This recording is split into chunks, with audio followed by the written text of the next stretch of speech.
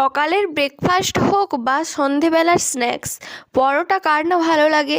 আর সাথে যদি থাকে কড়াইশুঁটির পরোটা, তাহলে তো কোনো কথাই নেই।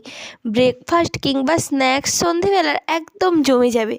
তো আজকের আমি কড়াইশুঁটির পরোটা বানাবো। তার জন্য প্রথমে কড়াইশুঁটিগুলোকে পেস্ট করে নিয়ে কালো জিরে আর হিং দিয়ে কড়াইশুঁটিগুলো ভেজে নিয়েছি। তারপরে ডোর জন্য ময়দা মাখিয়ে নিচ্ছি।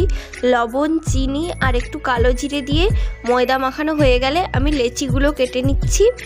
লেচি কেটে গোল গোল শেপ করে নিয়ে তার উপরে তেল দিয়ে দিচ্ছি আর একটু নরম হওয়ার জন্য। তারপরে আমি পুর ভরে নেব। তার জন্য কর্নারগুলো প্রেস করে নিয়ে তার ভেতরে মটরশুঁটির পেস্টটা দিয়ে আমি এইভাবে চেপে নিচ্ছি।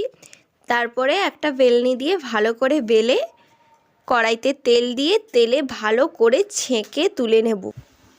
তাহলেই রেডি হয়ে যাবে আমাদের কড়াইশুঁটির পরোটা। আমি পরোটা খাই আর তোমরা আমার চ্যানেলটা সাবস্ক্রাইব করো।